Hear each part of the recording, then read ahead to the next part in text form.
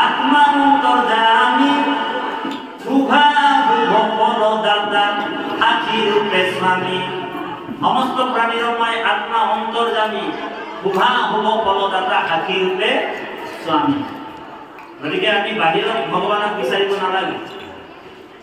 মানুহবিলাকে দৌৰি ফুৰে বোলে ঢেকীয়াত বা নামঘৰত ভগৱানটো 100% আছে নেকি, তাক বোলে শৰাইটো দিলেহে কাম আহিব, দৌৰ মাৰে। বোলে পৰশুৰা কুণ্ডত ভগৱানটো 100% আছে, তাক বোলে শৰাইটো দিলেহে কাম আহিব। আঠখেলীয়া নামঘৰত ভগৱানটো 100% আছে, তাক শৰাইখন দিলেহে কাম আহিব। নগাঁও বোলে মৃত্যুঞ্জয় মন্দিৰ নতুনকৈ বনাইছে, তাক শৰাইখন দিলেহে ভগৱানটো 100% আছে, তাত কাম আহিব। আৰু আমাৰ এই নগৰ আঞ্চলিক নামঘৰত প্ৰাথমিকত ভগৱানটো 20% আছে, ইয়াত বোলে শৰাইটো আগবঢ়ালে কাম দিব। এনেকুৱা কোনো কথা নাই। ভগৱান কৈছে যে মই সকলো হৃদয়তে আছো, কম বেছি পৰিমাণে নহয় দেই। বাহিৰে ভিতৰে জানা, দশম স্কন্ধ ভাগৱত, এতিয়া দশমেই চলিছে ন, অষ্টম। বাহিৰে ভিতৰে জানা সমস্ত ভূততে অপৰিপূৰ্ণ ৰূপে আছো মই মহেশ্বৰ। যেন জগতত ব্যাপী আশ্ৰয় আকাশ, হেৰি মতে সমস্ততে কৰো প্ৰকাশ। নুচুয় দুখ গুণ অমুক জগতৰে, হেৰি মতে বিচাৰিবা সমস্ত ভূততে। সমস্ত ভূততে আছো মই হৰি, কবাকো মানিবা তুমি বিষ্ণু বুদ্ধি কৰি। গতিকে আমাৰ গুৰুজনাই, আমাৰ দ্বিতীয় গুৰু স্বৰূপ মাধৱদেৱে কৈছে, আত্মা ঈশ্বৰক লাগ প্ৰত্যক্ষ হততে পায়, নপায় তাক জানা অবিদ্যা।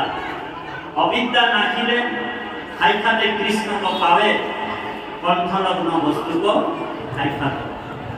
গতিকে সেই কৃপালু বাৰ্তাই সমস্ত আমি অকণমান পাঠৰ মাজত সোমাই যাম। প্ৰায় 20 মিনিটমান, আধা ঘণ্টামানহে থাকিম। আমি গধূলিহে অনুষ্ঠানটো কৰিম 6টাৰ পৰা প্ৰায় 9টামান বজালৈকে আপোনালোকৰ মাজত থাকিম। গাড়ীৰ পিছফালে লিখা থাকে ন, আকৌ আহিম বুলি। আমি আকৌ আপোনালোকৰ মাজত আহিম। আমি অকণমান ভাগৱতৰ যেন হৈ আছে, পাঠকীয় পাঠ চলি থাকিব, আপোনালোক শ্ৰৱণ কৰিব। গধূলি যাতে এটা পৰিৱেশ বজাই আমি কৃষ্ণ কথা, কৃষ্ণৰ জন্ম লীলা ৰহস্যৰ কথা আমি শ্ৰৱণ কৰিম। এতিয়া অকণমান পাঠৰ মাজত আমি সোমাই যাওঁ। ইয়াতে কৈছে আপোনাৰ বলি ৰজা গোটেই স্বৰ্গ জয় কৰিলে, আপোনালোক জানে। আৰু ভগৱন্ত বামন স্বৰূপে অৱতাৰ কৰিছে। বামন দেই, বামুণ নহয়। বামুণ মানে হৈছে বেলেগ বস্তু, ব্ৰাহ্মণো বেলেগ আৰু বামন বেলেগ। বামন মানে হৈছে চুটি চাকৰি, হয় নাই? ভাওনা। গতিকে বামন ৰূপে ভগৱন্ত অদিতিৰ গৰ্ভৰ পৰা জন্ম হ'ল। এনে ভগৱানৰ জন্ম মৃত্যু নাই দেই। নাহি জন্ম তোমাৰ তথাপি জন্ম ধৰা, পুহি জন্মে জীৱেৰ জন্ম দূৰ কৰে। ভগৱন্তৰ জন্ম আৰু মৃত্যু নাই। ভগৱন্ত অৱতাৰ। অৱতাৰ মানে কি জানিব লাগিব।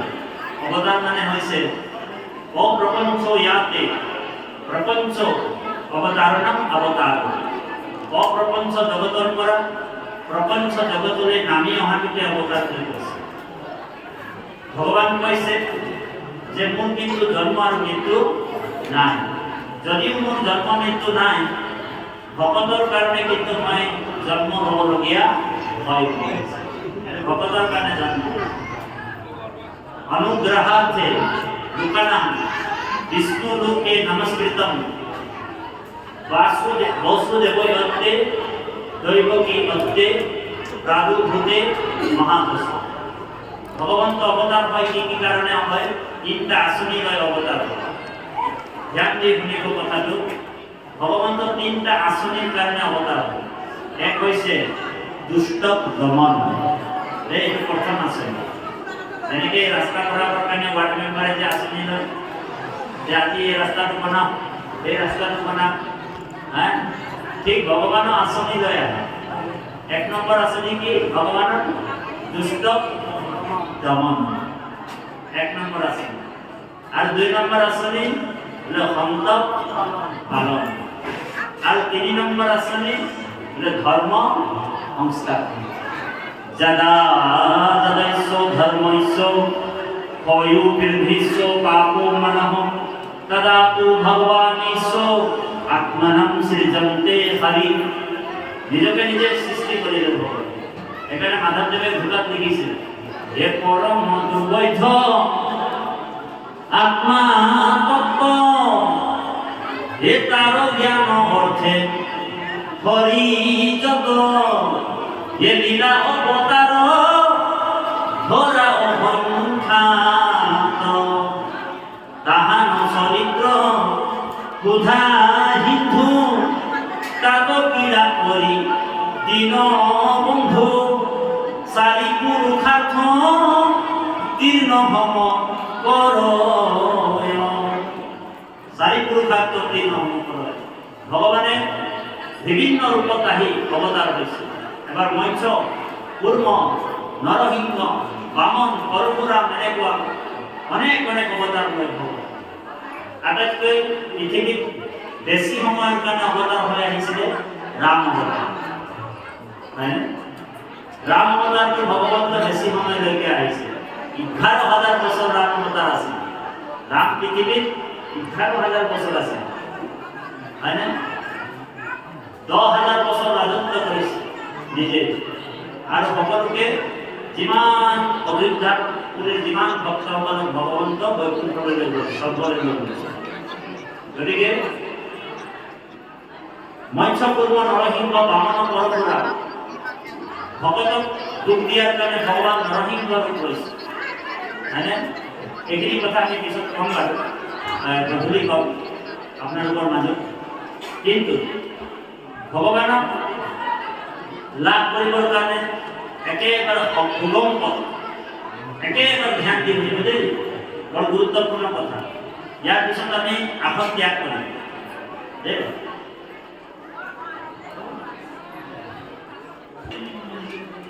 ভগৱান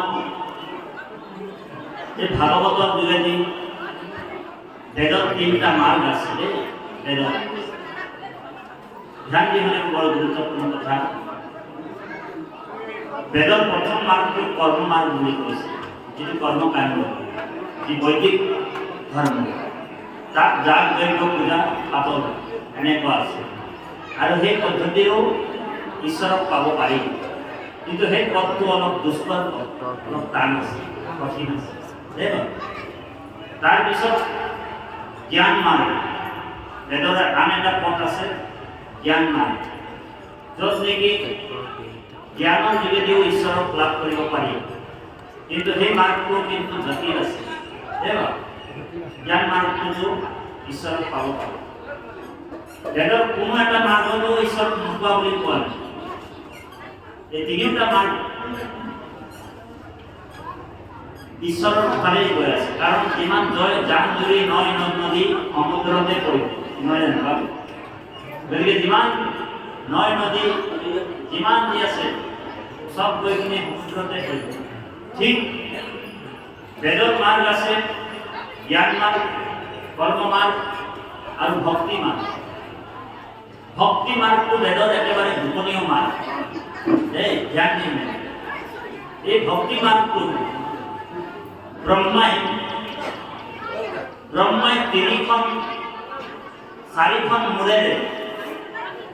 4খন মূৰেৰে 3বাৰ প্ৰমাণ কৰি পাইছে বেদত ব্ৰহ্মাৰ নিচিনা বিজ্ঞানী নাই এই ব্ৰহ্মা 1 নম্বৰ বিজ্ঞানী কাৰণ আপোনাৰ মোৰ এখন মাথাই আছে ব্ৰহ্মাৰ কেইখন মাথা আছে 4খন মাথা আছে হয়নে ব্ৰহ্মাই 4খন মূৰেৰে বেদত কি আছে বুলি তেওঁ সোমাই গ'ল চাবৰ কাৰণে তো বেদত তেওঁ একেবাৰে যেতিয়া বিচাৰিলে মাত্ৰ 4টা আখৰ পালে মাত্ৰ 4টা অংক বেদৰ একেবাৰে সুগম মাৰ্গটো তেওঁ বিচাৰি পালে আজি যিটো মাৰ্গ চলি আছে বেদৰ সুগম মাৰ্গটো মানে হৈছে ভক্তি মাৰ্গ সেইকাৰণে বেদৰ বুকুত বৃত্ত নাৰায়ণ বেদৰ বুকুত বৃত্তটো কি বৃত্ত মানে ধন বেদৰ একেবাৰে বুকুত বৃত্তটো কি ধনটো কি বোলে নাৰায়ণৰ নাম ব্ৰহ্মাই ৰিচাৰ্চ কৰি পাই গ'ল একেবাৰে সুগম পথটো মানুহক দি দিল বাকীবিলাক পথত দুৰ্গম আছে ৰাস্তাত কষ্ট আছে কোনোবা গৈছে যাব পাৰে আপত্তি নাই আৰু ধৰ্মক নিন্দা কৰাটো ধৰ্ম হ'ব নোৱাৰে দেই এনেকুৱা সাংঘাতিক দৰ্শন আছে কোনোবা যদি জ্ঞান মাৰ্গত আছে কৰ্ম মাৰ্গটো যদি নিন্দা কৰে তেনেহ'লে তেওঁৰ বোলে ধৰ্ম বিনষ্ট হৈ যায় আৰু কোনোবা যদি ভক্তি মাৰ্গত আছে তেওঁ যদি বোলে জ্ঞান মাৰ্গটো বোলে আপোনাৰ নিন্দা কৰে তেনেহ'লে জ্ঞান তেওঁৰ ভক্তি মাৰ্গটো নষ্ট হৈ যায় ইয়াৰ বিষয়বিলাক বৰ সুন্দৰভাৱে ভাগৱততে আছে সেইকাৰণে আন ধৰ্ম নিনিন্দিবা গুৰুজনাই কৈছে আন ধৰ্ম নিনিন্দিবা পাৰিলে তুমি নবন্দিবা কিন্তু নিন্দা কৰিব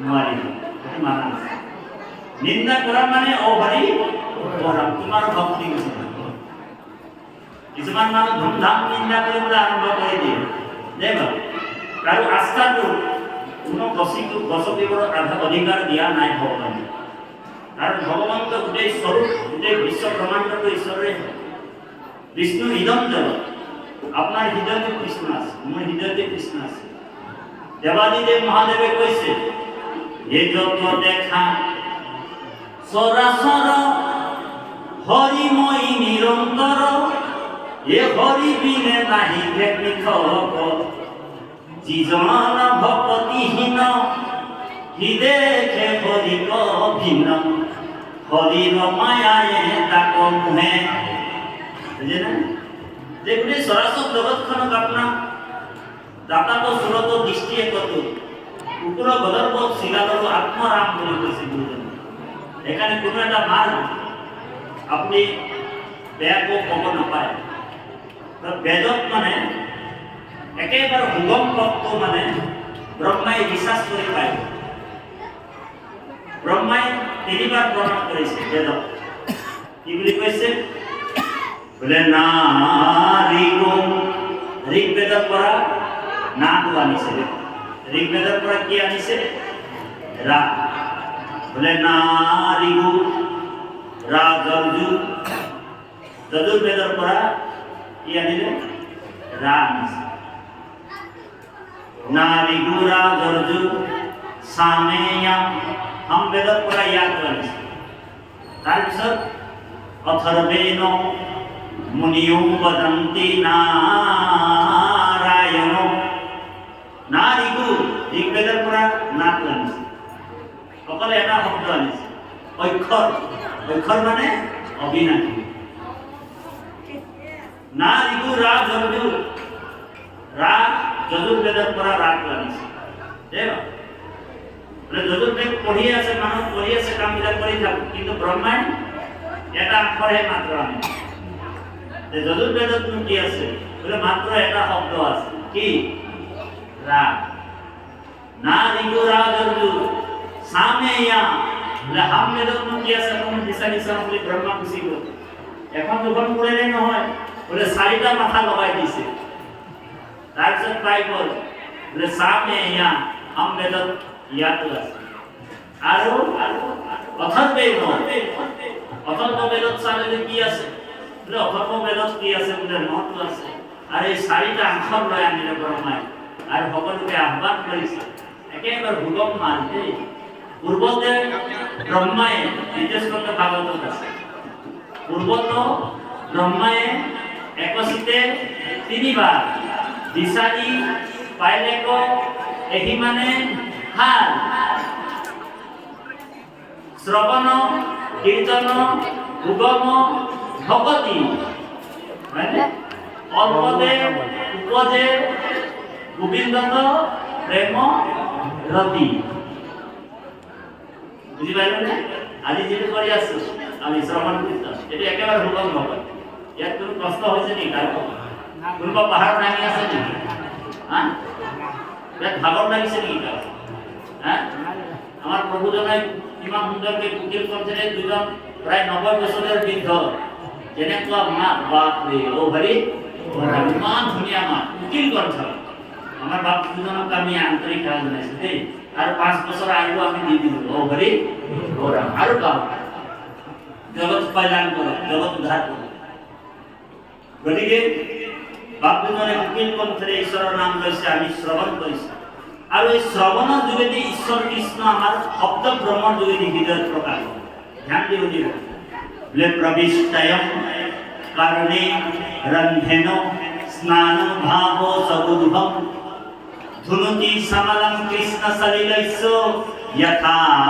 শরদ কর্ণপথে ভকতর হিয়াত প্রবেশী হরি দুর্বাসনা বলে সমস্তর জলরজতে কমল যেহেন ভরত তারে স্বভাবত নির্মল রই আমার হৃদয়ত যে ভগবান আছে আমি দেখা পোৱা নাই কিহৰ কাৰণে দেখা পোৱা নাই কাৰণ হৃদয়ত কোটি কোটি জন্মৰ পাপ আছে জাবৰ আছে বুঝেনে আজিৰ জাবৰ নেকি বোলে নহয় বোলে কালিৰ জাবৰ নেকি নহয় এটা কোঠালিত যদি অনেক দিনৰ পাপ জমা হৈ থাকে বা জাবৰ জমা হৈ থাকে আপনি এদিনতে চাফা কৰিব পাৰিব নেকি হা এবাদিন নাই সেইকাৰণে ভাগৱতৰ মংগলাচৰণ শ্লোকতে বেদব্যাসে কৈছে বোলে পিবতম ভাগৱতম ৰসমালয়ম মুহুৰহু ৰসিকা ভূমি ভাবুকা পিবত ভাগৱতম ৰসমালয়ম আলয়ম মানে কি বোলে যেতিয়ালৈকে প্ৰাণটো শৰীৰত আছে তেতিয়ালৈকে পান কৰিব কৈছে পিবলে কৈছে হয়নে বোলে কেনেকে পান কৰিব কাৰণ শব্দটো লিকুইড নহয় হেৰি নহয় যে তাক পান কৰিব হয় না তো কৰ্ণপথে ভগতৰ হিয়াত প্ৰৱেশিব আমাৰ হৃদয়ত আজি জাবৰ নাই কালিৰ জাবৰ নাই আমি এদিনতে বোলে ভাগৱত শুনি বোলে আমি এই আনন্দ ল'ব নোৱাৰিম সেইকাৰণে কৈছে যে আজি শুনিলো ভাগৱত আৰু কালিৰ পৰা বাদ দি দিলে নহ'ব আপুনি ঘৰতো ভাগৱত পাঠ কৰিব পাৰে এখন মহৎ গ্ৰন্থ এখন সাধুৰ সামৰ কাম কৰে আপনি কীৰ্তন ভাগ আছে কীৰ্তন ঘৰতে পঢ়ক নিজৰ আইসকলক শিকোৱা সেইটোৱে সাধুৰ সম আজিও সাধুৰ সম হৈছে আৰু আপুনি ঘৰতো কীৰ্তন উলিয়াই পাঠ কৰিব পাৰে কিছুমান জায়গাত বোলে মহিলাসকলক ভাগৱত চুবলৈ নিদিয়ে এইটো বৰ ডাঙৰ বিষয় কিন্তু আমাৰ গুৰুজনাই সকলোকে মুকলি কৰি দিছে বৰপেটা সত্ৰত